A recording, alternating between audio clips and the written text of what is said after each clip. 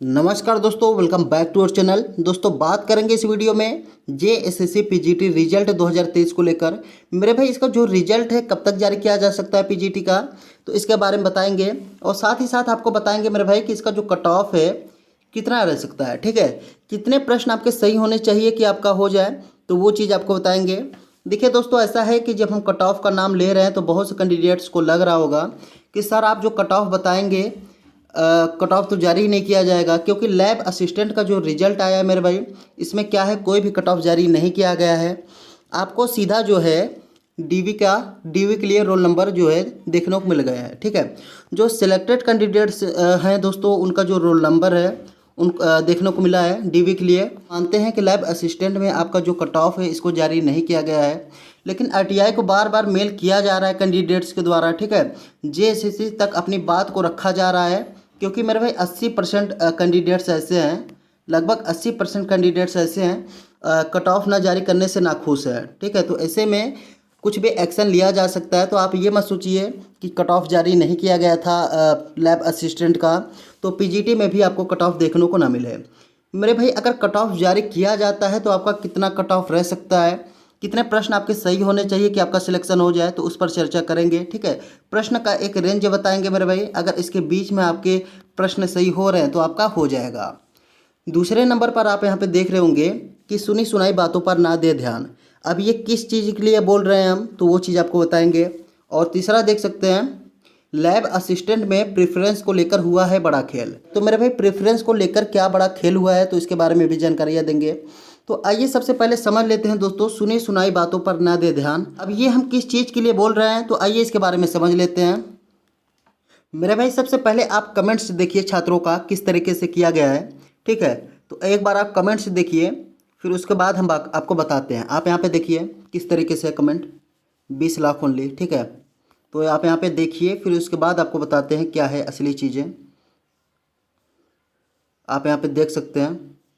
ठीक है, यहाँ पे आप देख रहे होंगे कट ऑफ से नहीं होगा सर, पैसा से होगा सिलेक्शन। तो धांधली तो हुई है भाई इसमें। ठीक है, धांधली हुई है, ऐसे में कुछ कह नहीं सकते आप। यहाँ पे देखिए दोस्तों, है कि जब हमने पिछला वीडियो अपलोड किया था तो वहाँ पर हमने बताया था एक छात्र का 135 आ रहा था लैब असिस्टेंट में बायो में। ठीक है, बायो में 135 प्रश्न उनका सही हो रहा था। उनका कहना था कि सर 135 प्रश्न हमारे सही हैं बायो में, हमारा जो सिलेक्शन है ये नहीं हुआ। तो वो चीज़ हमने आपको दिखाया था।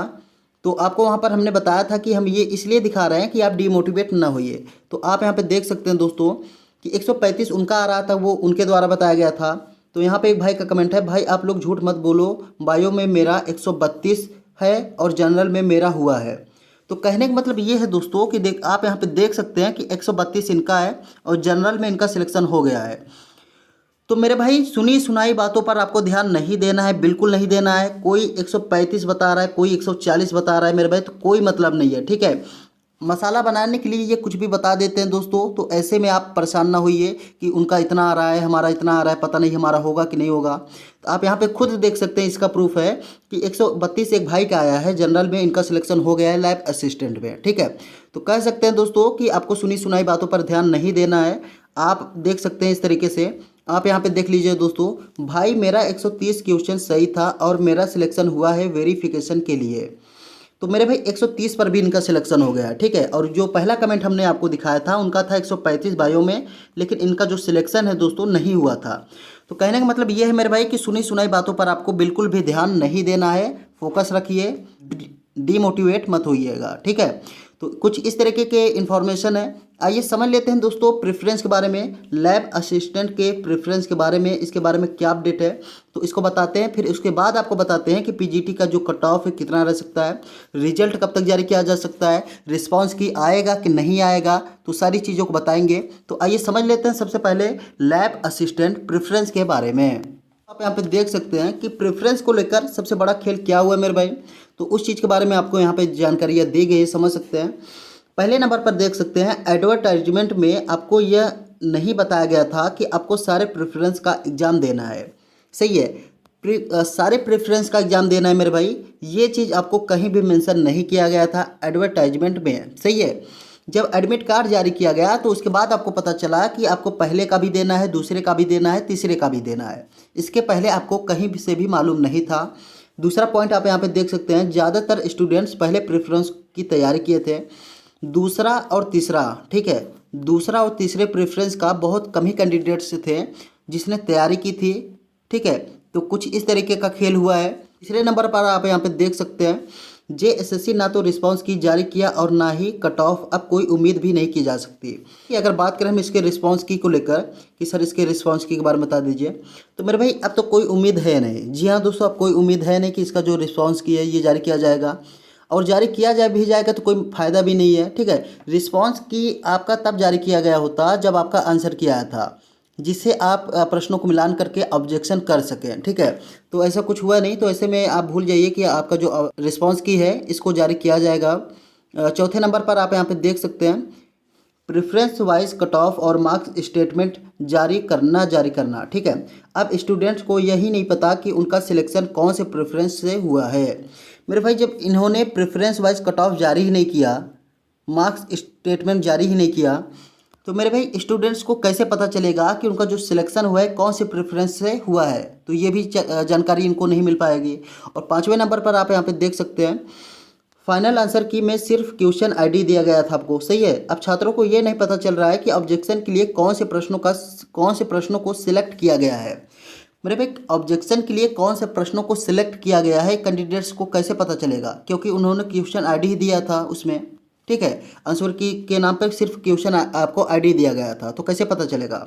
और छठवें नंबर पर आप यहाँ पे देख सकते हैं, छठवां पॉइंट आप यहाँ पे देख सकते हैं, प्रश्नों पर ऑब्जेक्शन रेज किया गया विथ प्रूफ, लेकिन जेएसएससी पैनल एक्सेप्ट नहीं किया। तो छठवां पॉइंट आप यहाँ पे ये देख सकते हैं। तो मेरे भाई कुछ इस तरीके का खेल हुआ है आपका प्रेफरेंस को लेकर। आइए समझ लेते हैं पीजीटी के बारे में, पीजीटी के बारे में क्या अपडेट है। तो जो भी जानकारी है आपको देते हैं, आइए समझ लेते हैं। जैसा कि दोस्तों आप यहाँ पे देख रहे होंगे कि ये क्या चीज़ है, तो भैया ये है आपका विषय, सब्जेक्ट है, ठीक है। और ये चीज़ आपका है अभ्यर्थियों की संख्या। जैसे आप हिस्ट्री का लेते हैं तो हिस्ट्री में कितने कैंडिडेट्स आपके थे, उसका जो संख्या है आपको यहाँ पे दिया गया है। हिंदी में कितने कैंडिडेट्स थे यहाँ पे दिया गया है, जियोग्राफी में कितने थे दिया गया है। तो इस तरीके से सारा आप यहाँ पे देख सकते हैं। दोस्तों एक चीज़ और आपको बता दें, इसमें नॉर्मलाइजेशन के बारे में बता दें कि आपका जो नॉर्मलाइजेशन है ये हो सकता है कि नहीं हो सकता है। मेरे भाई आपका नॉर्मलाइजेशन होगा, ठीक है। शिफ्ट वाइज जितने भी एग्जाम कंडक्ट कराए जाते हैं वहाँ पर आपका नॉर्मलाइजेशन की जो प्रक्रिया है इसको लागू की ही जाती है। अगर आपको समझना है कि पीजीटी में किस तरीके से नॉर्मलाइजेशन हो सकता है, तो आप चैनल पर विजिट कीजिए, वहाँ पर सारी जानकारियाँ दी गई है इसके नॉर्मलाइजेशन को लेकर, ठीक है। तो वहाँ से आप सारी जानकारियाँ प्राप्त कर सकते हैं, कोई दिक्कत वाली बात नहीं है। पीजीटी के रिस्पांस की के बारे में कि सर पीजीटी का जो रिस्पांस की है इसको जारी किया जाएगा कि नहीं किया जाएगा। तो मेरे भाई अगर बात किया जाए रिस्पांस की के बारे में, तो जहाँ तक मेरा मानना है कि आपका जो रिस्पांस की है दोस्तों इसको नहीं जारी किया जाएगा। आप पूछेंगे सर क्यों नहीं जारी किया जाएगा, क्योंकि जब आपका रिस्पांस की जारी किया जाना था तो जब आपका आंसर किया आया था दोस्तों उसी टाइम जारी किया जाना था, ठीक है। लैब असिस्टेंट में भी आपका जो रिस्पांस की है देखने को नहीं मिला है, तो इसलिए आपका जो रिस्पांस की है दोस्तों उम्मीद कम ही रखिए कि आपका जो रिस्पांस की है अब जारी किया जाएगा, ठीक है। तो ऐसा कुछ नहीं है मेरे भाई, जहाँ तक मुझे लगता है कि रिस्पांस की आपका नहीं आएगा। अब आगे जैसा भी इसके बारे में अपडेट होगा तो हम आपको बताएंगे। तो आइए समझ लेते हैं दोस्तों इसके कट ऑफ को लेकर कि सर इसका जो कट ऑफ कितना रह सकता है, कितने प्रश्न हमारे सही होने चाहिए कि हमारा कट ऑफ में हो जाए, तो वो चीज़ आपको बताते हैं, ठीक है। तो सारे सब्जेक्ट का कट ऑफ आपको बताएंगे और फिर इसके बाद आपको बताते हैं कि इसके रिजल्ट के बारे में क्या अपडेट है। तो इसका जो रिजल्ट है दोस्तों कब तक जारी किया जा सकता है, तो इसके बारे में आपको बताएंगे। और जो नियुक्ति पत्र है मेरे भाई, ठीक है, और जो आपका नियुक्ति पत्र है ये कब तक देखने को मिल सकता है, तो ये चीज़ भी आपको बताएंगे। तो आइए समझ लेते हैं सबसे पहले इसके कट ऑफ के बारे में। तो जैसा कि दोस्तों आप यहाँ पे देख रहे होंगे कि मैथ का जो कट ऑफ है मेरे भाई आपको यहाँ पे दिया गया है। यूआर कैटेगरी की बात करें तो अगर 96 से 100 प्रश्न आपके सही बन रहे हैं तो आपका हो जाएगा। BC2 की बात करें तो 90 से 93, BC1 की बात करें तो 88 से 90, SC की बात करें तो 75 से 78, ठीक है। और ST की बात करें तो 70 से 72, EWS की बात करें तो 88 से 90, ठीक है। तो कुछ इस प्रकार से आपका जो कट ऑफ है देखने को मिल सकता है। बायो का कट ऑफ देख सकते हैं मेरे भाई। यूआर कैटेगरी की बात करें तो 115 से 120, BC2 की बात करें तो 112 से 115, BC1 की बात करें तो 105 से 110, SC की बात करें तो 95 से 110। ST की बात करें तो 85 से 90। EWS की बात करें तो 110 से 112। और अगला देख सकते हैं आप यहाँ पे फिजिक्स का कट ऑफ जो है आपको यहाँ पे दिया गया है। तो फिजिक्स का कट ऑफ देख सकते हैं मेरे भाई। UR कैटेगरी की अगर बात करें तो 102 से 105 प्रश्न अगर आपके सही बन रहे हैं तो आपका हो जाएगा। BC1 की बात करें तो 94 से 96। BC2 की बात करें तो 98 से 100। SC की बात करें तो 82 से 85। ST की बात करें तो 70 से 75। EWS की बात करें तो 95 से 98। सारी चीज़ों को एनालिसिस करके ये कट ऑफ निकाला गया है मेरे भाई, और यही आप तक शेयर कर रहे हैं। ठीक है, तो आपका जो कट ऑफ है कुछ इसी प्रकार से देखने को मिल सकता है। UR कैटेगरी में देख सकते हैं संस्कृत का जो कट ऑफ है कितना रह सकता है, 132 से 135 रह सकता है UR कैटेगरी में। BC2 की बात करें तो 122 से 125। BC1 की बात करें तो 125 से 128।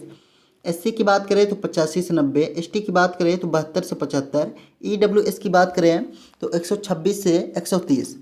ठीक है, और इंग्लिश का कट ऑफ देख सकते हैं। UR कैटेगरी की बात करें तो 125 से 130।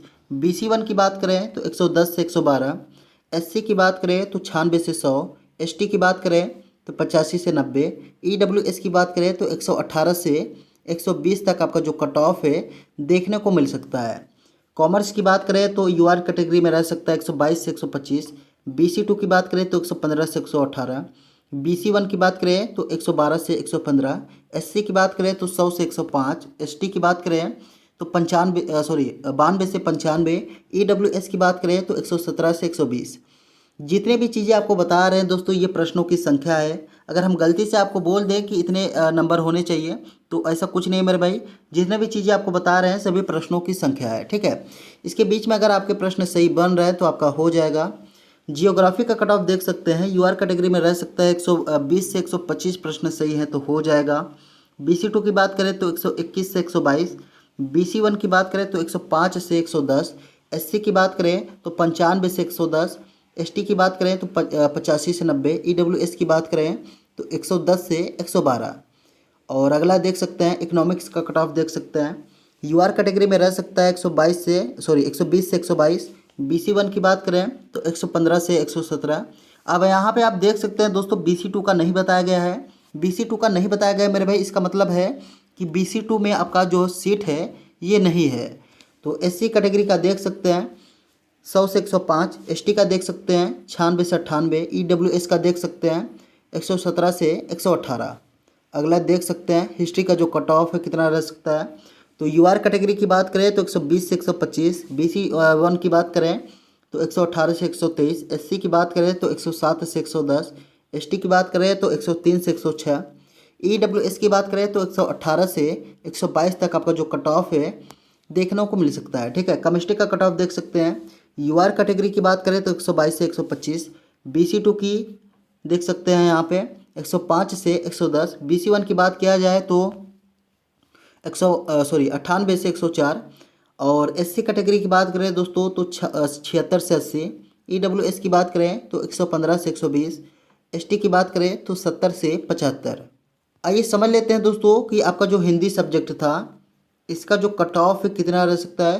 पिछले वीडियो में हमने ये कट ऑफ नहीं बताया था मेरे भाई, इस वीडियो में बताते हैं। तो आइए देख लेते हैं कि हिंदी का जो कट ऑफ है कितना रह सकता है। जैसे कि दोस्तों आप यहाँ पे देख रहे होंगे कि हिंदी का जो कट ऑफ है मेरे भाई कितना रह सकता है। तो यहाँ पे आपको जानकारियाँ दी गई है, तो आप देख लीजिए। UR कैटेगरी से अगर आप बिलोंग करते हैं 120 से 125 प्रश्न आपके सही है तो आपका हो जाएगा। BC2 में आपका कोई भी सीट नहीं था। BC1 की बात करें तो 115 से 120। SC की बात करें तो 95 से 105। और वहीं बात करें ST कैटेगरी की तो भैया रह सकता है 90 से 95।